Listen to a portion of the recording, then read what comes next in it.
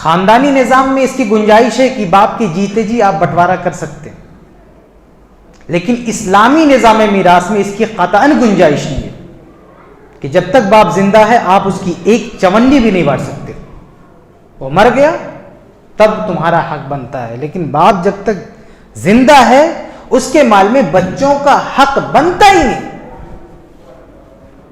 لیکن افسوس کے ساتھ کہنا پڑتا ہے کہ ہمارے ہاں جو مشترکہ خاندانی نظام ہے، جہاں بھی خاندانی جھگڑے کھڑے ہوتے ہیں آخری حل کیا ہے؟ بٹوارا۔ بٹوارا مطلب ارے اپنا بچوں نے کمایا اس کو بانٹیں، کوئی مسئلہ نہیں، لیکن باپ کی پراپرٹی کا بٹوارا یہ بہت خطرناک بات ہے، یہ بہت بدترین گناہ ہے کہ باپ کے جیتے جی وہ جب تک زندہ ہے اس کی زندگی میں اس کے مال کو بانٹ کے بچے اپنا اپنا حصہ لگا لیں، یہ بہت بہت بڑا گناہ ہے، بہت بڑا گناہ ہے۔ کسی بھی بچے کا اپنے باپ کی پراپرٹی میں اس کی موت سے پہلے ایک چونی کا حق نہیں بنتا، لیکن لوگ نہیں جانتے۔ یہ بچے کیا سمجھتے ہیں؟ جہالت ہے، یہ سمجھتے ہیں کہ باپ کی جو پراپرٹی ہے، مال ہے، اس میں ہمارا حصہ کنفرم ہے۔ ایسا نہیں ہے، حصہ بنے گا لیکن کب؟ باپ کے مرنے کے بعد۔ لیکن باپ جب تک زندہ ہے کسی بھی بیٹے کا ایک چونی، ایک روپے کا حق نہیں بنتا۔ یہی وجہ ہے، آپ دنیا کی کسی بھی عالم سے پوچھ لو، کسی بھی مسلک کے عالم سے پوچھ لو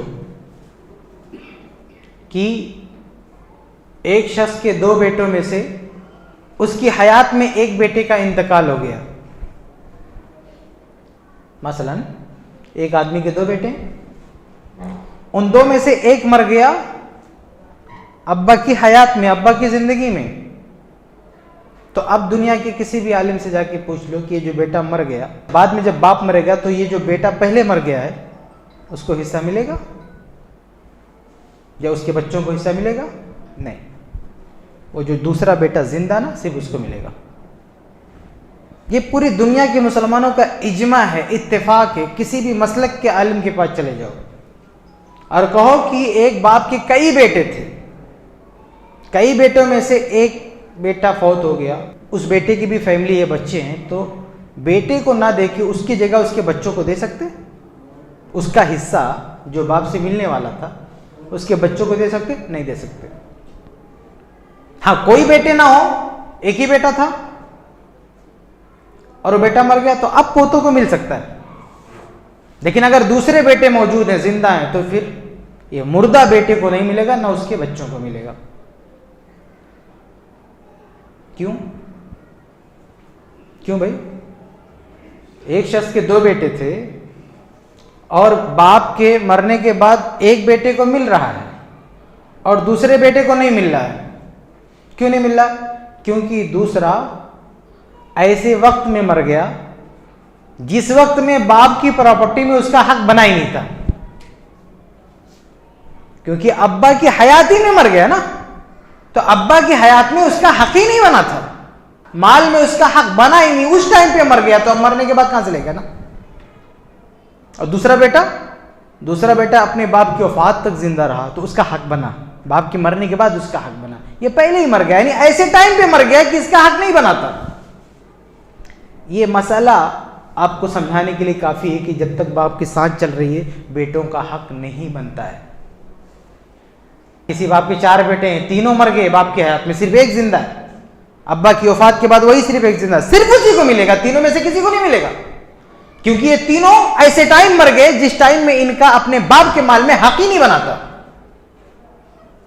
تو یہ پہلی بات سمجھنے کی کوشش کریں کہ جب تک باپ زندہ ہے، سانس چل رہی اس کی، تب تک اس کے مال کا بٹوارا نہیں کر سکتے، چاہے خاندان کے جھگڑے کیسے بھی ہوں، کچھ بھی ہو، لیکن باپ کے جیتے جی اس کا مال نہیں بانٹ سکتے۔ لیکن بہت دکھ کے ساتھ کہنا پڑتا ہے میرے بھائیو، ہم لوگ کتنا بڑا بڑا ڈائلاگ بولتے ہیں نا دین کے مسئلے میں، ہم ہی صرف نماز صحیح پڑھتے ہیں، ہم ہی صرف صحیح ڈھنگ سے روزہ رکھنا جانتے ہیں، اور میراث کے مسئلے میں، وراثت کے مسئلے میں یہاں کوئی قاعدہ قانون نہیں، یہاں زمانے جاہلیت والا رسم و رواج لے کے چلیں گے، اپنے خاندانی رسم و رواج چلائیں گے۔ ارے جس طرح سے ہم نماز میں کوشش کرتے ہیں صحیح ڈھنگ سے نماز پڑھیں، روزے میں کوشش کرتے ہیں صحیح ڈھنگ سے روزہ رکھیں، ایسے وراثت کے مسئلے میں بھی ہماری کوشش ہونی چاہیے، بلکہ ہم پر یہ واجب ہے کہ ہم اسلام کے بتائے ہوئے طریقے کے مطابق ہی فیصلہ کریں۔ آپ جائیے گاؤں دیہات میں دیکھیے، آپ ایک نہیں درجنوں ایسے گھرانے دیکھ سکتے ہیں کہ باپ زندہ بچوں نے بانٹ لیا، اپنا کمایا ہوا مال نہیں کہ ایک ساتھ رکھے ہوئے تھے بانٹ لیا، وہ بانٹ لے کوئی مسئلہ نہیں، بیٹوں نے خود کچھ بنایا بانٹ لے کوئی مسئلہ نہیں، لیکن باپ کا مال کیوں بانٹا؟ باپ کا کھیت، باپ کا گھر، اس کو کیوں بانٹا؟ نہیں اسے نہیں بانٹ سکتے، اسے نہیں چھڑ سکتے۔ سمجھ رہے؟ یہ مسئلہ سمجھ میں آیا کہ باپ جب تک زندہ ہے اس کے مال میں بچوں کا حق نہیں بنتا، وہ نہیں بانٹ سکتے ہیں۔ بہت ساری جگہوں پر کیا ہے، بچے باپ سے کہتے ہیں ڈنکے کی چوٹ پر کہ ابا ہمارا حصہ دو، کہتے کہ نہیں کہتے؟ کہیں لفڑا ہوتا ہے ابا سے تو یہ نالائق بیٹا کیا کہتا ہے؟ ابا ہمارا حصہ دو۔ اگر ابا پڑھا لکھا تو 2 چماٹ مارے گا، کائے کا حصہ؟ کس بات کا حصہ؟ تیرا ایک چونی نہیں بنتا ہے اور تو حصہ مانگ گیا ہے۔ لیکن جہالت ہے، باپ نہیں جانتا ہے، باپ کو مسئلہ نہیں پتا ہے، بیٹا مانگتا تو سوچتا ہاں بھائی یہ میرا بیٹا ہے، اس کو دینا چاہیے، تو کسی مولوی کو پکڑتا چلو مولوی صاحب ہمارے بچے کہہ رہے ہیں بانٹ دو، آپ بٹوارا کر دو۔ کسی جاہل مولوی کو پکڑ لے، وہ بھی جا کے بانٹ دیتا بیچارہ، اس کو پتہ نہیں ہوتا تو۔ حالانکہ مسئلہ اختلافی نہیں ہے، پوری امت کا اتفاق ہے، ایسا نہیں کوئی اہل حدیث دیوبندی شافعی کا مسئلہ، نہ نہ، پوری امت کے جو علماء ہیں یعنی واقعی معنوں میں جاننے والے ہیں، ان سب کا اس بات پر اتفاق ہے، اجماع ہے کہ باپ کے جیتے جی اس کی پراپرٹی نہیں بانٹ سکتے۔ ٹھیک ہے؟ ہاں آگے بڑھنے سے پہلے ایک چیز واضح کر دو، اگر باپ اپنی مرضی سے اپنا مال بانٹنا چاہے بانٹ سکتا ہے، یہ دوسرا کیس ہے۔ بچے ڈیمانڈ نہیں کر سکتے، بچے باپ کو فورس نہیں کر سکتے، بچے باپ کو مجبور نہیں کر سکتے، لیکن اگر باپ چاہے کہ اپنی کوئی پراپرٹی جیسے کھیت ہے یا گھر ہے یا کوئی پلاٹ ہے، کچھ بھی ہے، وہ سوچتا ہے اس کو لاؤ بچوں میں بانٹ دوں، بانٹ سکتا ہے، کوئی آبجیکشن نہیں، اس کو یہ حق ہے، اس کی مرضی، وہ چاہے تو بانٹ سکتا ہے۔ لیکن جب وہ سمجھے گا، جب وہ جب اس کو اعتماد ہوگا کہ لاؤ بچوں کو دے دیتے، ہمارے پاس بہت ہے، اپنے لیے کچھ رکھا ہے۔ ویسے یہ بیوقوفی کی بات ہے، بچوں میں بانٹنا نہیں چاہیے جب تک آدمی زندہ ہے، پتہ نہیں کل کو کیا حالات ہو، یہ بچے نکمے دیں گے۔ ارے باپ کسی مشکل میں پھنس جائے، کوئی پرابلم آ جائے تو ضروری نہیں کہ بچے ریٹرن کر دیں، اس لیے نہیں دینا چاہیے۔ اللہ کا جو نظام ہے نا وہ سب سے صحیح ہے، مرنے کے بعد لینا، جب تک زندہ نہیں۔ لیکن پھر بھی اگر باپ کے پاس بہت ساری پراپرٹی ہے، وہ سوچتا ہے کہ ایک کوئی پراپرٹی، 1 2 کچھ، یا اس کی مرضی کہے تو سارا، اگر وہ بانٹنا چاہتا ہے بچوں میں تو بانٹ سکتا ہے، لیکن ایک شرط کے ساتھ۔ وہ شرط ایسی ہے، اگر بیٹے کو معلوم ہو جائے صحیح ڈھنگ سے وہ شرط، تو یہ بیٹے جو باپ سے کہتے رہتے ہیں ابا بانٹ کے دے دو، بانٹ کے دے دو، وہ باپ بانٹنا چاہے تو اس کو بھی ہاتھ پکڑ لیں گے، نہیں ابا رہنے دو، مت بانٹو، آپ کے مرنے کے بعد جس کا جو قسمت میں ہوگا ملے گا، مت بانٹو۔ تو میں یہ دوسری بات کہہ رہا ہوں کہ باپ اپنی حیات میں بانٹ سکتا ہے اپنی مرضی سے، لیکن ایک شرط ہے۔ شرط کیا ہے؟ شرط یہ ہے کہ وہ سارے بچوں کو برابر برابر دے گا، چاہے لڑکا ہو چاہے لڑکی۔ یہ بڑی اہم شرط ہے باپ کی حیات میں۔ صحیح بخاری کی حدیث ہے، دلیل کیا؟ صحیح بخاری کی حدیث ہے، نعمان بن بشیر رضی اللہ عنہ جب وہ چھوٹے بچے تھے تو ان کے والدہ نے ان کے والد سے یعنی اپنے شوہر سے کیا کہا جو میرا بچہ ہے نا نعمان، اس بچے کو کوئی چیز آپ دے دو، اپنی حیات میں دے دو۔ تو دے دیا۔ تو بچے کی ماں نے کیا کہا؟ صحابیہ تھی، انہوں نے کہا ایسے نہیں دے دیا، اللہ کے نبی کو گواہ بھی بنا لو تاکہ کل کو کوئی اعتراض نہ کرے کہ نہیں دیا تھا۔ تو تمہاری پراپرٹی اپنے ایک بیٹے کو دیا ہے تو چل کے نبی کو گواہ بنا لو. تو نعمان بن بشیر کے والد نعمان بن بشیر کو بچے تھے چھوٹے, ان کو پکڑ کے نبی کے پاس لائے, صحیح بخاری کی حدیث ہے, اور کہا اللہ کے نبی اس کی ماں یعنی میری بیوی کا تقاضا تھا کہ اس بچے کو کچھ گفٹ کر دوں, دے دوں, میں نے دے دیا, لیکن اب اس کی ماں کہتی ہے کہ نبی کو گواہ بنا لو, تو آپ کے پاس آیا ہوں, آپ گواہ بن جائیے, میں نے اس بچے کے نام اتنی پراپرٹی کر دی ہے.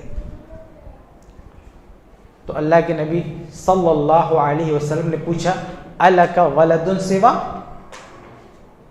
کیا اس بچے کے علاوہ تمہارے اور بچے ہیں؟ یہ نہیں پوچھا لڑکے ہیں یا لڑکی ہیں. ولد کا عربی میں ولد معنی لڑکا لڑکی دونوں. یوصیکم اللہ فی اولادکم للذکر مثل حظ الانثیین, یہاں جو ولد آیا قرآن میں لڑکا لڑکی دونوں. تو کہا الک ولد سوا, کیا اس کے علاوہ تمہارے اور بچے یعنی لڑکے اور لڑکیاں ہیں؟ کہا ہاں ہیں اور بھی بچے. تو آپ سے نے پوچھا اس کو جتنا دیا ہے اتنا ہی سب کو دیا ہے؟ اس کے مثل یعنی جتنا اس کو دیا ہے اتنا ہی ہر بچے کو, چاہے وہ لڑکا ہو لڑکی, سب کو دیا؟ انہوں نے کہا نہیں, میں نے تو صرف اس کو دیا ہے. تو اللہ کے نبی نے کہا لا تشہدنی علی جور, تم مجھے اس ظلم پہ گواہ نہیں بنا سکتے ہو. آپ صلی اللہ علیہ وسلم نے کیا فرمایا؟ کہا یہ ظلم ہے, میں گواہ نہیں بن سکتا. کہا یہ طریقہ تبھی صحیح ہو سکتا, اگر اپنی حیات میں اپنے کسی بیٹے کو دے رہے ہو تو یہ تبھی صحیح ہو سکتا جب اتنا ہی ہر بچے کو دے ڈالو تو ٹھیک ہے, ایسا نہیں کر سکتے تو پھر کسی ایک کو نہیں دے سکتے ہو. یہ حدیث دلیل ہے کہ اگر کوئی شخص اپنی زندگی میں اپنے بچوں میں اپنی پراپرٹی بانٹنا چاہتا ہے تو لڑکا لڑکی میں فرق نہیں کر سکتا. اس کے بارے میں ایک مفصل آرٹیکل مضمون میں نے لکھا ہے, جو ہماری آفس سے میگزین نکلتی اہل السنہ, اس کے اس پچھلے شمارے میں موجود ہے, اگر کوئی پڑھنا چاہے تو پڑھ سکتا ہے. میں اس پوری تفصیل میں نہیں جاؤں گا, اس کے دلائل کیا کیا, بہت ساری حدیثیں ہیں, بہت پوری بحث ہے. میں صرف خلاصہ آپ کو بتا رہا ہوں کہ باپ اگر اپنی حیات میں بانٹنا چاہے تو لڑکا اور لڑکی دونوں کو برابر دینا ہوگا. اگر لڑکے کو دیا ہے, ایک لڑکے کو 10 لاکھ, تو ایک لڑکی کو بھی, اپنی بیٹی کو بھی 10 لاکھ دیا. دیکھیے مرنے کے بعد کیا ہوتا ہے, مرنے کے بعد کا سسٹم الگ ہے. مرنے کے بعد جو جائیداد بڑھتی ہے باپ کی, تو لڑکے کو جو ملتا ہے وہ ڈبل ہوتا ہے بنسبت لڑکی کے. یعنی لڑکی کے حصے میں اگر 5 لاکھ آیا نا, تو لڑکی کے حصے میں 10 لاکھ آتا ہے. لیکن حیات میں اللہ نے دونوں طریقہ الگ رکھا ہے. لیکن اگر والد زندہ ہے, اپنی حیات میں بچوں میں بانٹنا چاہتا ہے تو بالکل برابر بانٹے گا. سمجھ گئے آپ؟ دوسری بات, پہلی بات یہ کہ اب آپ کو مجبور نہیں کر سکتے کہ بانٹے, باپ اپنی مرضی سے بانٹ سکتا, لیکن شرط یہ ہے کہ سارے بچوں میں برابر بانٹے. یہ شرط اگر بچوں کو معلوم ہو جائے تو بانٹنے دیں گے. اگر ابا کہیں بھی کہ ارے بیٹا لوگ آؤ, میں اپنی زندگی میں چاہتا ہوں سب کو بانٹ کے دے دوں, تو بچے کیا کہیں گے؟ کہیں گے ابا کیا ضرورت ہے, سب کھا پی رہے ہیں, سب ٹھیک ٹھاک سیٹ ہیں, وہ جیسا اسلام کا طریقہ ہے وراثت کا وہ بعد میں بڑھ جائے گا, ابھی آپ کو ٹینشن لینے کی کیا ضرورت ہے. کیوں کہیں گے ایسا؟ کیونکہ وہ آپا لوگوں کو زیادہ ہمارے برابر مل جائے گا. تو یہ نکمی اولاد ہے آج کی. جب تک اس کو یہ پتہ نہیں ہے نا کہ سب کا برابر حصہ ہے, تو ابا کا سر کھائے رہیں گے, بانٹ کے دے دو دے دو. اور جس دن پتہ چل گیا کہ ارے ابا کی زندگی میں بٹے گا تو ہمارا گھاٹا ہے, تو ابا کا ہاتھ پکڑ لیں گے. وہ بانٹنے خود سے بانٹے تو بھی کہیں گے نہیں نہیں مت بانٹو, رہنے دو.